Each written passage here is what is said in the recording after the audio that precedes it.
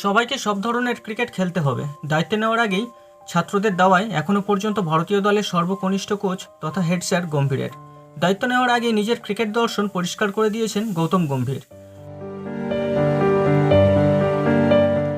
ভারতীয় ক্রিকেট দলের নতুন কোচ নিযুক্ত হয়েছেন প্রাক্তন ভারতীয় বাঁহাতি এই ওপেনার।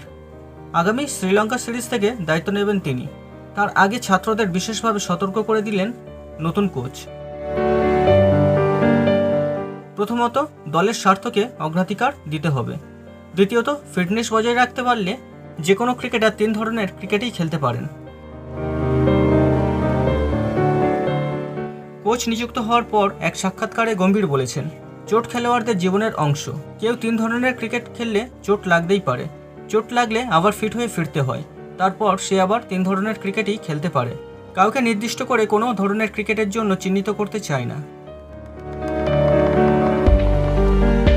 ক্রিকেটারদের জীবন নিয়ে গম্ভীর বলেছেন, একজন পেশাদার ক্রিকেটারের জীবন খুব বড় হয় না। সে যখন দেশের হয়ে খেলে তখন তার লক্ষ্য থাকে যত বেশি সম্ভব খেলা।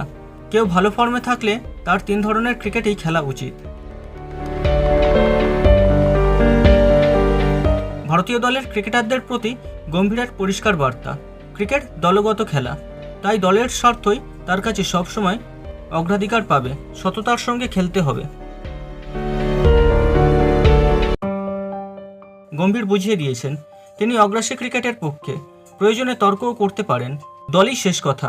পরিষ্কার করে দিয়েছেন, ক্রিকেট কোনো ব্যক্তিগত খেলা নয়, তাই এখানে ব্যক্তিগত সাফল্যের কথা ভেবে খেললে চলবে না। দলই সবার আগে, নিজের স্বার্থে খেললে সব শেষ।